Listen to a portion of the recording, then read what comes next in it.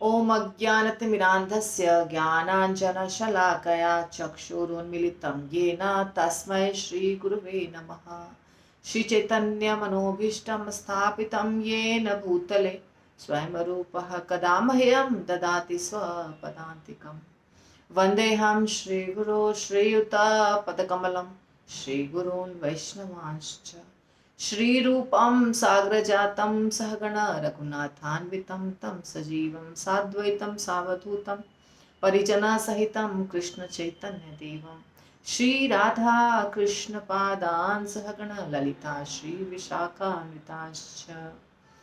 जय श्री कृष्ण चैतन्य प्रभु नित्यानंद श्री अद्वैत गदाधर शिवासादि गौर भक्तवृंद। हरे कृष्णा कृष्णा कृष्णा हरे हरे, हरे राम राम राम हरे हरे। श्रील प्रभुपाद की जय। जय श्री राधा वृंदावन चंद्र भगवान की जय, राधा कुंज बिहारी भगवान की जय, गौर निताई भगवान की जय, जगन्नाथ बलदेव सुभद्रा सुदर्शन भगवान की जय, अनंत कोटि वैष्णव वृंद की जय। तो ये चैतन्य चैतामृत का क्लास है और कल मैंने कृष्णदास कविराज गोस्वामी के लिखे हुए श्लोक के ऊपर जब बता रही थी तो बता दिया था कि ये भागवतम का श्लोक है, पर ये गलत है। जब उसका वर्णन करते हैं कृष्णदास कविराज गोस्वामी तब भागवतम या भगवद गीता के श्लोक को कोट करते हैं, पर शुरू में जो श्लोक बोल रहे हैं वो सब उनके द्वारा लिखे गए श्लोक हैं।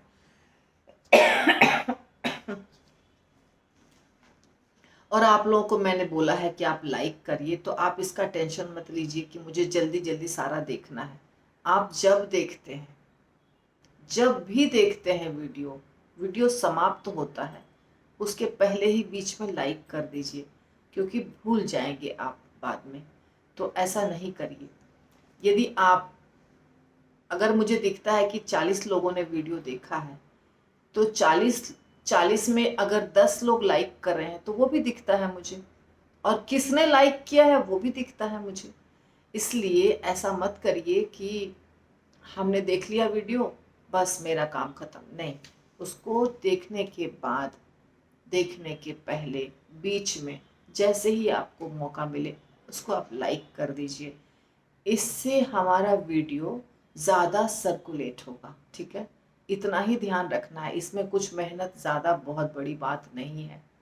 और ये मुझे बार बार याद दिलाना अच्छा नहीं लगता है। आप अपने मन से ये प्रैक्टिस बनाइए कि आपको लाइक करना है, जिस वीडियो को देखते हैं उसको लाइक करना है बस। किसी दोस्त को भेजते हैं तो और अच्छी बात है, उसको शेयर कहा जाता है और सब्सक्राइब किया जाता है। एक भक्त हैं हमारे काउंसिली, उन्होंने कहा कि मैं सबको सिखाऊंगा फ़ोन करके, तो मैंने उनको बोला ठीक है आप फ़ोन करके सबको सिखाइए, तो हो सकता है आपको फ़ोन भी आए उनका, ठीक है। तो 3 विग्रह मदन मोहन जी, गोविंद देव जी और गोपीनाथ जी, तीनों को प्रणाम कर रहे हैं और तीनों से प्रार्थना कर रहे हैं। हमारा संबंध, अविधेय और प्रयोजन, तीन चीजें होती हैं भक्ति में। संबंध कहते हैं कि भगवान कृष्ण के साथ जो हमारा संबंध है उसको पुनः स्थापित करना, जो हम भूल चुके हैं उसको कहते हैं संबंध। अविधेय का मतलब होता है जब संबंध हमें पता चल गया भगवान के साथ क्या संबंध है, तो साधना भक्ति जो करते हैं उसको कहते हैं अविधेय।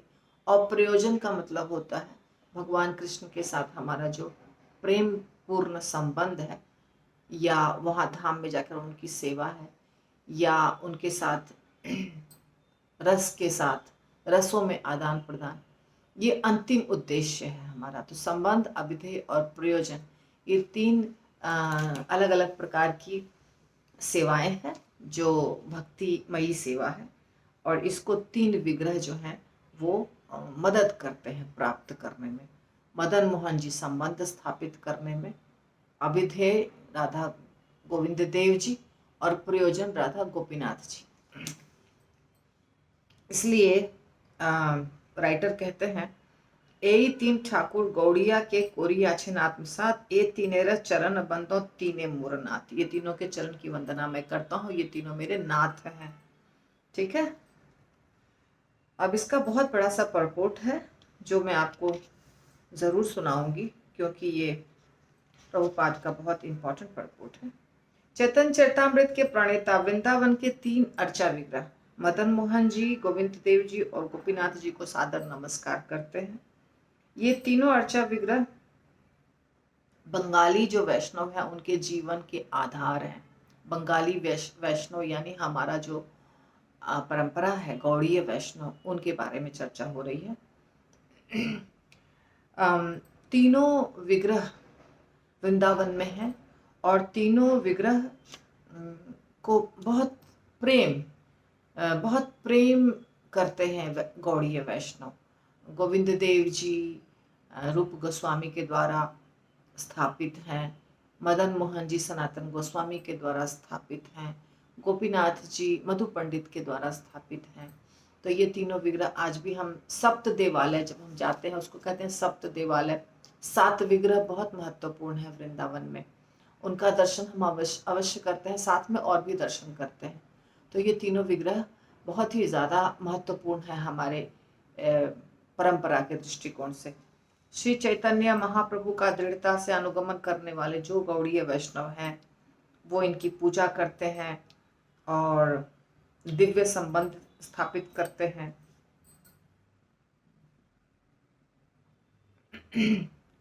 वात्सल्य रस का आदान प्रदान करते हैं, अंत में प्रेमा भक्ति प्राप्त करते हैं। ये तीनों अर्चा विग्रह विकास की 3 भिन्न भिन्न अवस्थाओं में पूजे जाते हैं।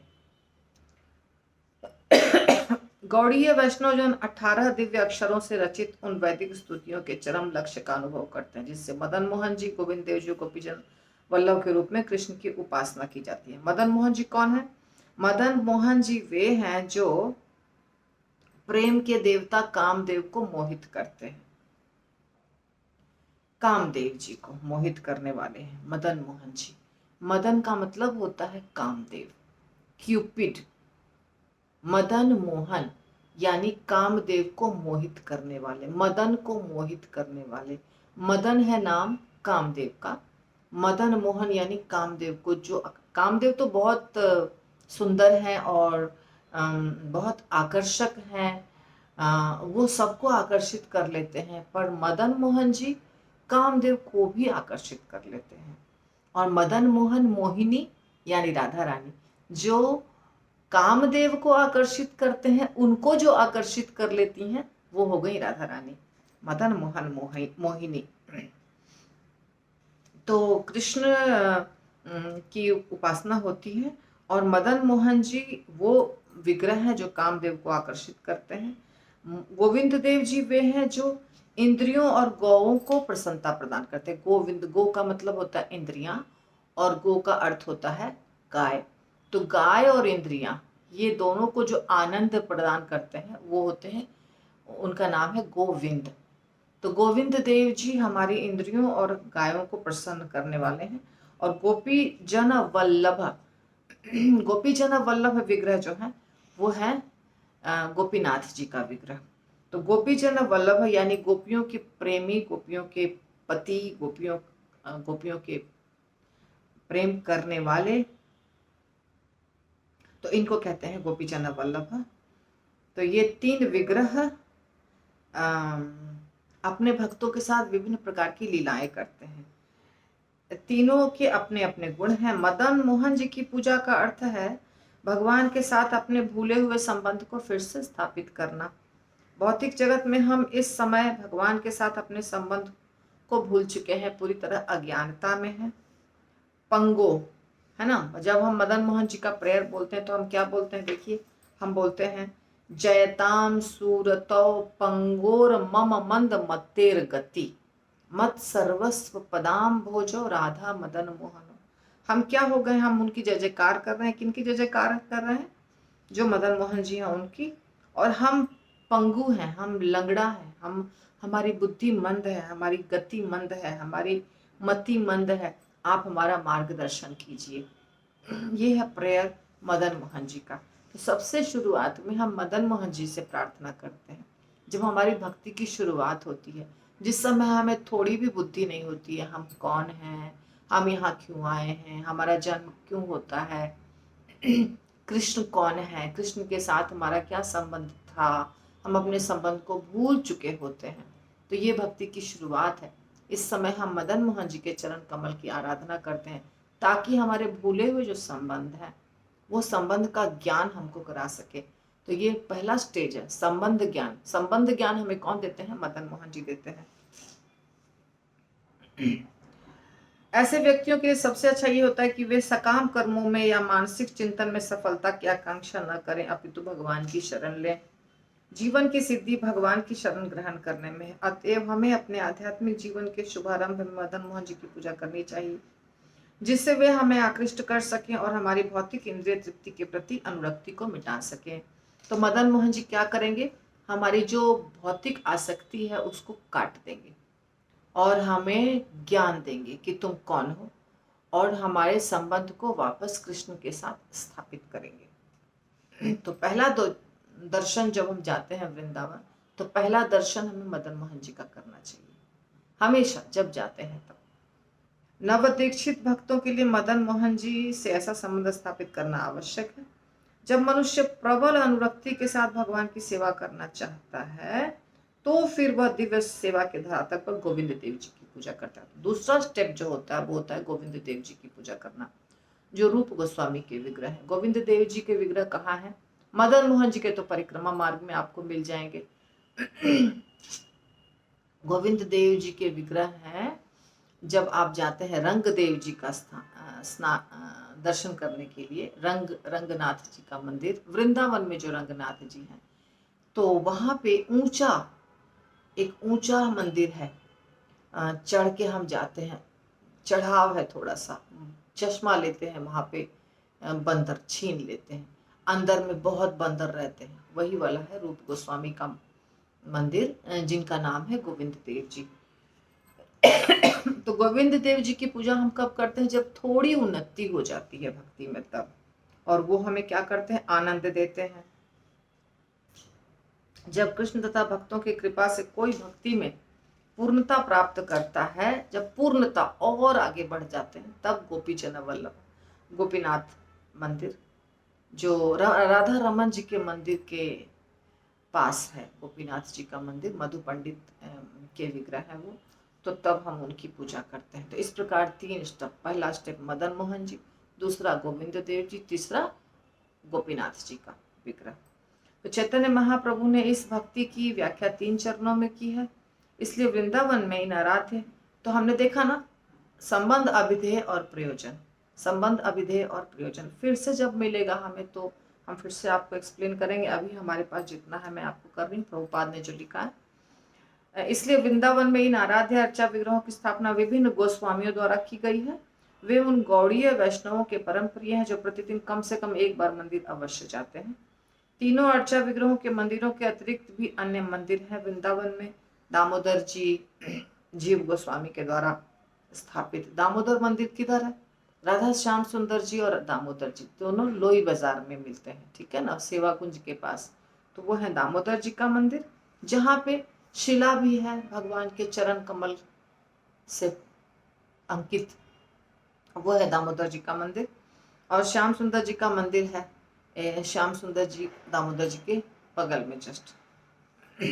लोकनाथ गोस्वामी का भी राधा रमन जी के बगल में है। राधा रमन जी के मंदिर के नजदीक में गोकुलानंद जी का मंदिर, जो लोकनाथ गोस्वामी के द्वारा स्थापित है, और राधा रमन जी गोपाल भट्ट गोस्वामी के द्वारा स्थापित है। तो इस प्रकार 5000 से ज्यादा मंदिर हैं वृंदावन में। गौड़ीय भारत के उस भाग का सूचक है जो हिमालय पर्वत का दक्षिणी तथा विंध्याचल का उत्तरी भाग है और आर्यावर्त कहलाता है। ये हिस्ट्री दिया है प्रभुपाद ने।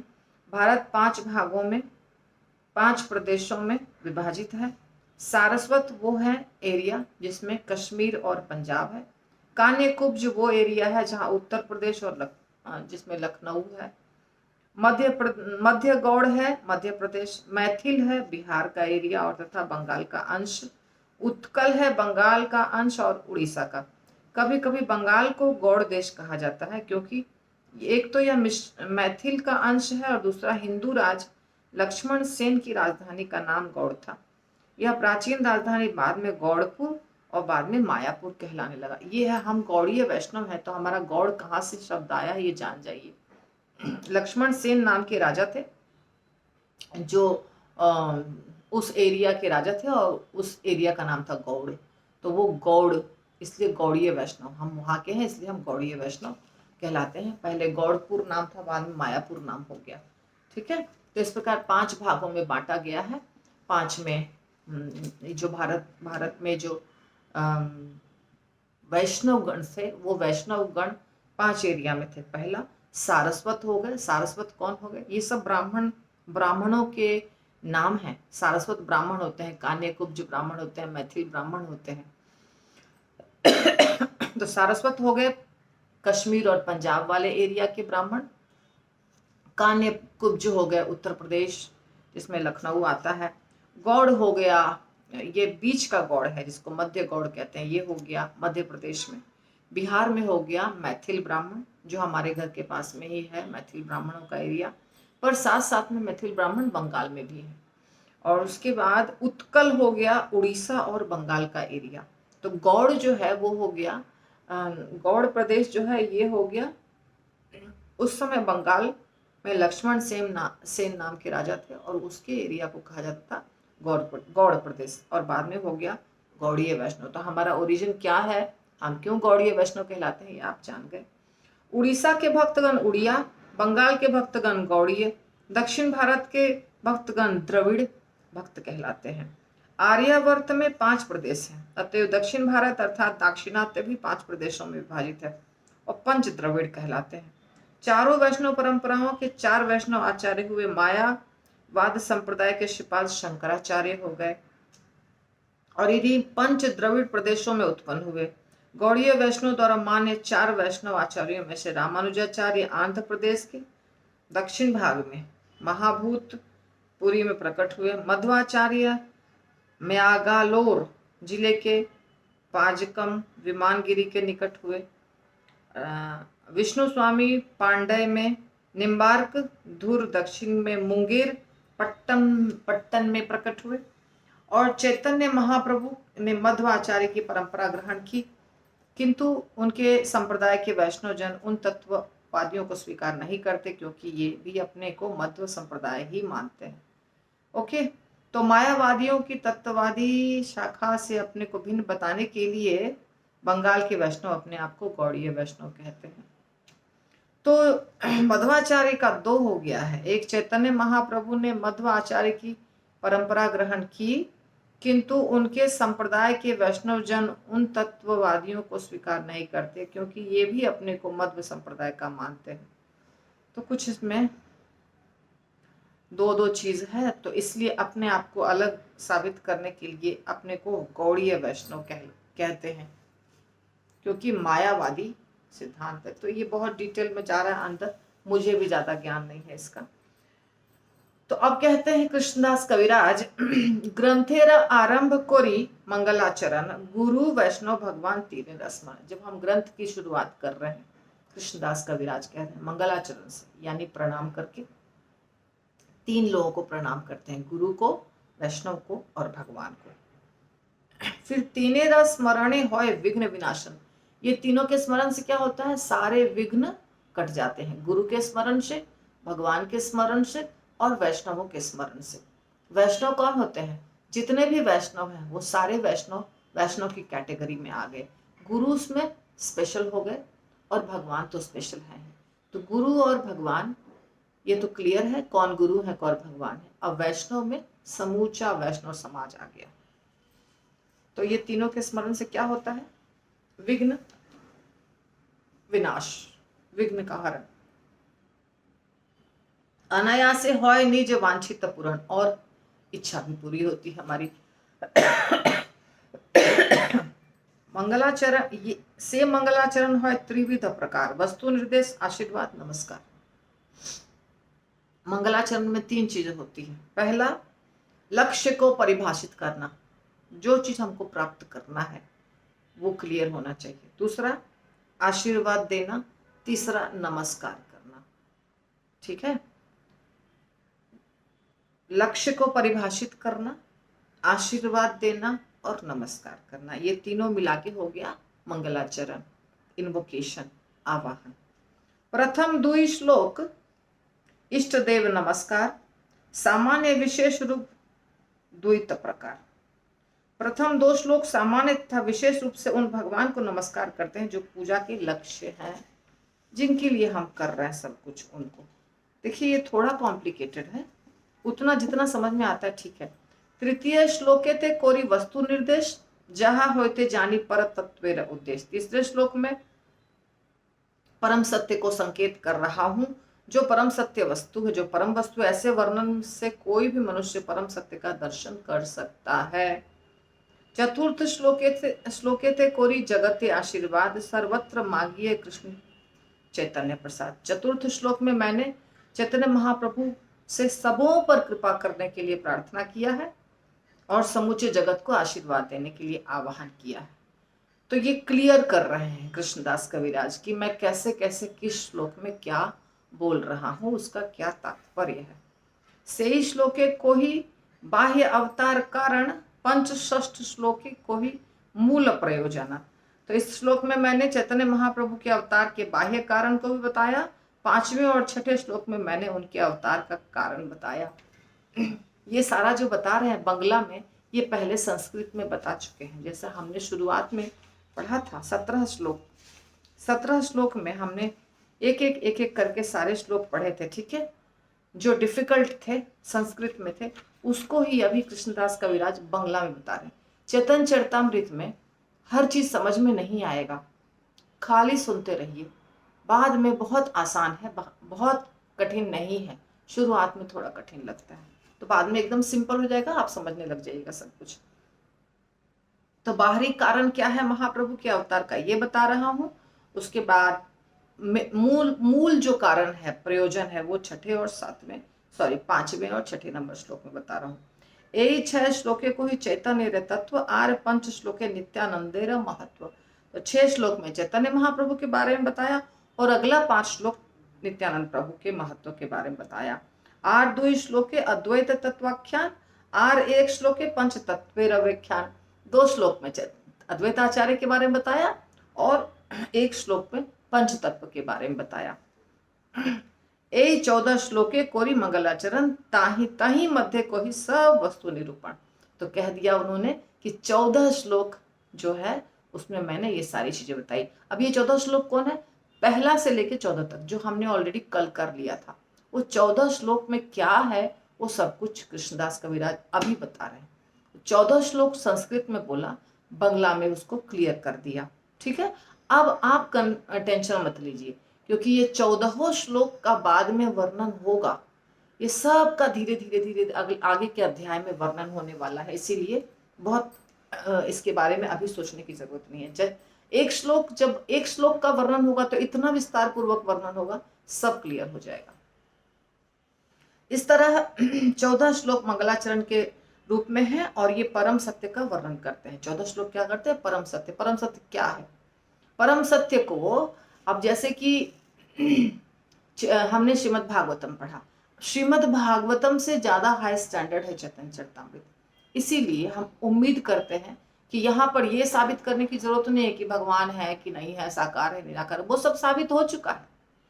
अब परम सत्य का स्वरूप क्या है, कैसे दिखते हैं, कौन है, ये सारा वर्णन यहाँ पे होने वाला है। अर्थात ये जो पढ़ने के लिए बैठा है व्यक्ति चैतन्य चरितामृत, वो पहले से ही भक्त है, ये हम अज्यूम करते हैं, ये हम सोच लेते हैं कि वो व्यक्ति भक्त है और अब भक्ति के अंदर जाना चाह रहा है, उसके गुण तत्व को जानना चाह रहा है। इसलिए भक्ति, कर्मयोग, ज्ञान योग, ये सब चर्चा नहीं होगी, यहाँ सीधे परम सत्य के बारे में चर्चा होगी। परम सत्य क्या है, क्या कैसे है, उसके बारे में चर्चा होने वाली है। सब श्रोता वैष्णवेर कोरी नमस्कार, यही सब श्लोकेर कोरी अर्थ विचार। तो सारे जितने भी श्रोता हैं उनको नमस्कार कर रहा हूं। अब ये सारे जो श्लोक बताए मैंने, 14 श्लोक जो कृष्णदास कविराज बताए हैं, कृष्णदास कविराज स्वयं कर रहे हैं, ये जो बताया, इन श्लोकों की जो गुत्थियां हैं, जो कॉम्प्लिकेशंस हैं, जो बहुत डिफिकल्ट लग रहा है, वो सब को मैं हल्के हल्के से धीरे धीरे से सब कुछ क्लियर करके आगे बताऊंगा। मैं अपने सकल वैष्णव सुनो कोरी एक मन कृष्ण चैतन्य कृष्ण रस शास्त्र मत निरूपण। सारे वैष्णवगण आपसे प्रार्थना कर रहा हूं, सारे कृष्ण शास्त्र वे शास्त्रों में निरूपित श्री कृष्ण चैतन्य की कथा को ध्यान से सुने, ध्यान से सुने और ध्यान से समझने की कोशिश करें, ध्यान से पढ़ें, ध्यान से सुने। कृष्ण गुरु भक्त भक्ति अवतार प्रकाश कृष्ण ए छय रूपे कोरे न विलास। 6 चीजें हैं, 6 चीजों में भगवान आनंद लेते हैं, 6 में घूम घूम कर आनंद लेते हैं, अलग अलग प्रकार से आनंद लेते हैं, उसको कहते हैं विलास करना। वो 6 चीजें क्या है? कृष्ण गुरु भक्त भक्ति अवतार और प्रकाश। कृष्ण गुरु भक्त भक्ति अवतार प्रकाश कृष्ण ए छय रूपे कौरे न विलास। 6 रूप में भगवान आनंद उठाते हैं, एंजॉय करते हैं, विलास करते हैं। कौन कौन सा रूप है? स्वयं कृष्ण, गुरु, भक्त, भक्ति, अवतार और प्रकाश। ए छय तत्वेर कोरी चरण वंदन प्रथमे सामान्य कोरी मंगलाचरण। तो ये 6 तत्वों को हम पहले उनकी वंदना करते हैं। 6 तत्व जो हमने अभी चर्चा की उसकी हम वंदना करते हैं। और हम क्या करते हैं? साधारण तरीके से पहले मंगलाचरण करते हैं। वंदे श्री गुरुन ईशम ईशमक्तानीशमीशावतारकं काम तत्प्रकाशांश्च तत्शक्ति कृष्ण चैतन्य संसकम। मैं गुरुओं, भगवत भक्तों, ईश्वर के अवतारों, उनके परिपूर्ण अंशों, उनकी शक्तियों तथा साक्षात आदि भगवान श्री कृष्ण चैतन्य को सादर नमस्कार करता हूँ। तो कृष्णदास कविराज सबको नमस्कार कर रहे हैं, भक्त को भी नमस्कार कर रहे हैं, गुरु को नमस्कार कर रहे हैं, भक्ति को नमस्कार कर रहे हैं, भगवान के अवतारों को नमस्कार कर रहे हैं, जिनको हम प्रकाश कहते हैं। ये विलास, ये प्रकाश, अंश, अंशावतार, ये सब कला, ये सब अलग अलग प्रकार के विस्तार होते हैं भगवान के। तो इन सब को प्रणाम कर रहे हैं। मंत्र गुरु आए जो तो शिक्षा गुरु गण तहार चरण आगे कोरिय वंदना। सबसे पहले दीक्षा गुरु को प्रणाम तथा अपने समस्त शिक्षा गुरुओं के चरण कमल को प्रणाम करता हूँ। शिक्षा व्यक्ति एक से ज्यादा जगह से प्राप्त कर सकता है। काउंसलर सिस्टम जो होता है उसमें बहुत सारे काउंसलर नहीं बनाने होते हैं, उसमें एक ही काउंसलर बनते हैं। लेकिन शिक्षा प्राप्त जहाँ तक करने की बात है, तो जिस माध्यम से आप शिक्षा प्राप्त करते हैं उसको शिक्षा गुरु माना जाता है। जैसे अवधूत ब्राह्मण के बहुत सारे शिक्षा गुरु थे। जानवरों से शिक्षा ग्रहण की उन्होंने, पेड़ पौधों से शिक्षा ग्रहण की। तो शिक्षा हम जिधर से ग्रहण करते हैं उन्हें शिक्षा गुरु मानते हैं। पर इसका अर्थ ये नहीं होता है आज हमने एक काउंसलर को स्वीकार किया, चुपचाप छोड़कर दूसरे काउंसलर को स्वीकार किया, तीसरे काउंसलर को स्वीकार किया, उसमें दोष देखा, उसमें दोष देखा, ये नहीं बताया जा रहा है। काउंसलर एक होते हैं, काउंसलर के साथ संबंध हमेशा हमारा एक जैसा होता है। पर उस काउंसलर के रहते हुए यदि हम कुछ और कहीं से ज्ञान प्राप्त कर लेते हैं तो उसको हम शिक्षा गुरु मानते हैं। ज़रूरी नहीं है कि बहुत सारे शिक्षा गुरु बनाए जाएं, पर कभी कभी अनायास हमें किसी चीज़ से कोई चीज़ आकर्षित कर जाती है। जैसे मान लीजिए किसी से मृदंग सीखते हैं आप, किसी से करताल सीखते हैं आप, किसी से संस्कृत भाषा सीखते हैं आप, तो वो आपका शिक्षा गुरु है क्योंकि आपको शिक्षा दिया उसने। तो ये जो सिस्टम होता है इसको फॉलो करना होता है। और साथ साथ में शिक्षा के लिए हम 2-4 जगह से भी अलग अलग शिक्षा ग्रहण कर सकते हैं। पर लॉयल्टी या ईमानदारी हमेशा बरकरार रखनी चाहिए। उसमें अगर गड़बड़ी करेंगे तो कुछ भी प्राप्त नहीं होगा। जो कपट होता है, कपट पूर्ण व्यवहार होगा तो कुछ भी हासिल नहीं होगा। ईमानदारी वाला व्यवहार होगा तो ही हासिल होगा, दोनों तरफ से। गुरु, आपका जो शिक्षा गुरु होता है या दीक्षा गुरु, वो भी आपको तभी दे पाएंगे कोई चीज जब आप उनके प्रति ईमानदार रहेंगे, लॉयल रहेंगे। अगर नहीं रहेंगे, उधर से भी फ्लो नहीं आएगा। ठीक है, तो ये समझना आवश्यक है। यहाँ पे दिखाई दे रहा है कि बहुत सारे शिक्षा गुरु हैं और सारे शिक्षा गुरु को प्रणाम कर रहे हैं। इसका अर्थ ये नहीं हुआ कि अब हम गए और काउंसलर चेंज करना शुरू कर दिए, ये गलत है। श्री रूप सनातन भट्ट रघुनाथ, श्री जीव गोपाल भट्ट दास रघुनाथ, इन सबको प्रणाम कर रहे हैं। सारे सठ गोस्वामी है। यही छह गुरु शिक्षा गुरु जे आमार तास अभार पाद पद में कोटि नमस्कार। ये सबको मैं शिक्षा गुरु मानता हूँ, इनके चरण कमलों में मेरा प्रणाम। भगवानेर भक्त जो तो श्रीवास प्रधान तास भार पाद पद्म सहस्त्र प्रणाम। भगवान के असंख्य भक्तों में श्रीवास ठाकुर जो है वो सबसे आगे हैं, सबसे अगुआ है सबके। मैं उनके चरण कमलों में हजारों नमस्कार करता हूँ। अद्वैताचार्य प्रभुर अंश अवतार तार पाद पद्मे कोटि प्रणति आमार। अद्वैताचार्य जो भगवान के अंशावतार हैं, उनके चरण कमलों में करोड़ों नमस्कार करता हूँ। नित्यानंद राय प्रभुर स्वरूप प्रकाश तार पाद पद्मे बंदो जार मुईदास। नित्यानंद प्रभु के चरण कमलों में प्रणाम करता हूँ। गदाधर पंडित आदि प्रभु निज शक्ति तासवार चरणे मोर सहस्त्र प्रणति। तो देखिए, जैसा शुरू में कहा था, पंचतत्वात्मकम कृष्ण भक्त रूप स्वरूपकम भक्तावतारम भक्ताख्यम नमामि भक्त शक्तिकम। पंचतत्वात्मकम कृष्णम, तो भगवान कृष्ण 5 रूपों में आए हैं, तो उसका वर्णन यहाँ है। जैसे यहाँ पे बता रहे हैं कि अद्वैत आचार्य प्रभु के अंश अवतार हैं, नित्यानंद प्रभु प्रभु के स्वरूप प्रकाश हैं, गदाधर पंडित प्रभु की निजी शक्ति हैं। सबके चरण कमल पे मेरा प्रणाम है। उसके बाद श्री कृष्ण चैतन्य प्रभु स्वयं भगवान, श्री कृष्ण चैतन्य प्रभु क्या हो गए? स्वयं भगवान है, उनको प्रणाम करते हैं। तहार पदार विंध्य अनंत प्रणाम। सावरने प्रभु रे कोरिया नमस्कार, एही छय तेहो जैसे कोरिया विचार। तो इन सबको प्रणाम करते हैं।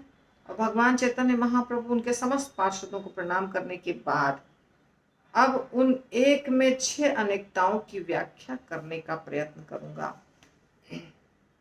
तो अब कृष्णदास कविराज धीरे धीरे सारे श्लोकों को विस्तार पूर्वक एक्सप्लेन करेंगे, समझाएंगे। यद्यपि हमारे गुरु चैतन्य दास तथापि जानिए आमी तहार प्रकाश। मैं जानता हूं कि मेरे गुरु चैतन्य महाप्रभु हैं, चैतन्य महाप्रभु के दास हैं, तथापि मैं उन्हें भगवान का स्वयं प्रकाश मानता हूं। ठीक है। हर जीव मूलतः भगवान का दास है और गुरु भी उनका दास है। फिर भी गुरु भगवान का प्रत्यक्ष स्वरूप होता है। गुरु को साक्षात हरित्वेन समस्त शास्त्र उक्तस्तथा भाव्यत एव सदभि। सारे शास्त्र क्या कहते हैं कि गुरु हरि के समान है, साक्षात हरित्वेन समस्त शास्त्र। तो गुरु जो है वो अपने आप को दास मानते हैं भगवान का, लेकिन हम गुरु को भगवान के प्रतिनिधि के रूप में स्वीकार करते हैं, अर्थात भगवान के बराबर स्वीकार करते हैं। इस दृढ़ विश्वास के सहारे ही शिष्य कृष्ण भावनामृत में प्रगति कर सकता है। जब हम गुरु को भगवान के बराबर मानते हैं तो हमारी उन्नति होती है कृष्ण भावनामृत में। गुरु कृष्ण से अभिन्न है क्योंकि कृष्ण की अभिव्यक्ति है। कृष्ण ने कृपा करके गुरु में शक्ति दी है कि गुरु जाके जीवों का, साधारण जीवों का उद्धार कर सके। इसलिए गुरु में शक्ति होती है, इसीलिए हमें गुरु को कृष्ण के बराबर मानना चाहिए। नित्यानंद प्रभु जो साक्षात बलराम जी हैं, कृष्ण के स्वरूप या विस्तार हैं, वे आदि गुरु हैं और वे भगवान कृष्ण को उनकी लीलाओं में सहायता करते हैं, भगवान के दास हैं।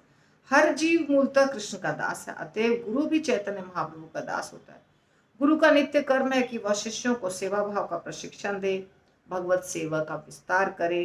गुरु कभी भी अपने को भगवान नहीं बतलाता है, वह तो भगवान का प्रतिनिधि माना जाता है। शास्त्रों में ईश्वर बनना वर्जित है, किंतु प्रामाणिक गुरु भगवान का सर्वाधिक आज्ञाकारी एवं विश्वस्त दास होता है, अतएव कृष्ण के समान ही उसका सम्मान होना चाहिए। प्रभुपाद कहते हैं जैसे भारत सरकार है, भारत सरकार में दिल्ली में एक प्रेसिडेंट ऑफ इंडिया बैठे हुए हैं, ठीक है, जिनको हमारे देश का राष्ट्रपति यानी कि मालिक कहा जाता है।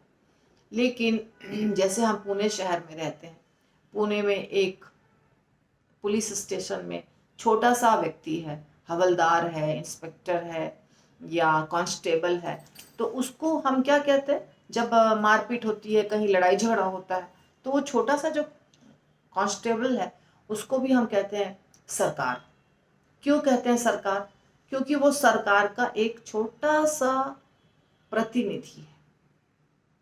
देश की जो व्यवस्था है, मैनेजमेंट है, बहुत बड़ी है। साधारण कोर्ट है, हाई कोर्ट है, सुप्रीम कोर्ट है, ऐसे करके धीरे धीरे बहुत ऊपर जाएगा। लेकिन स्टार्ट कहाँ से होगा? सिंपल कांस्टेबल आपको पकड़ सकता है और आपको बोल सकता है तुमने गलती की, तुम्हें ये फाइन भरना पड़ेगा। ट्रैफिक पुलिस हमको बोलती है तुमने गलती की, तुमको ये फाइन भरना पड़ेगा। अगर हमने वही बात मान ली, कहानी खत्म। अगर हमने वहां बात नहीं मानी और हम झगड़ा शुरू कर दिए, फिर बाद में हमारा जो जो भी हम बोल रहे हैं वो जाएगा ऊपर तक, और ऊपर और ऊपर और ऊपर, और लास्ट में प्रेसिडेंट तक चला जाएगा। तो ये है क्यों हुआ? क्योंकि जो प्रेसिडेंट हैं भारत के, उनका ही छोटा सा इकाई यहाँ बैठा है पुलिस स्टेशन में या ट्रैफिक पुलिस के रूप में। इसी प्रकार भगवान मेन है और भगवान अपने छोटे से प्रतिनिधि जिसको गुरु कहते हैं उसको यहाँ भेज दिए हैं। तुमको बद्ध जीवात्माओं को ट्रेन करके और उनको तैयार करके और भगवत धाम वापस भेजना है। तो हम समझते नहीं है, हम समझते हैं कि अरे नहीं, ये तो साधारण गुरु है, इसको हम भगवान कैसे मान ले, भगवान तो भगवान। पर वो भगवान ने ही इनको भेजा है ना, इसीलिए पूरी ताकत उनके पास है, पूरे सिस्टम का सपोर्ट है, पूरे आचार्यों का जो परंपरा है उसकी शक्ति है, भगवान की शक्ति है। क्योंकि वो सारी शक्ति मिल करके उनको कार्य करने के लिए वहां नियुक्त किया गया है। इसलिए गुरु को साधारण व्यक्ति नहीं समझना चाहिए। गुरु साक्षात हरितेन समस्त शास्त्र, गुरु में शक्ति भगवान देते हैं। तो आज हम यहीं पर रोकेंगे।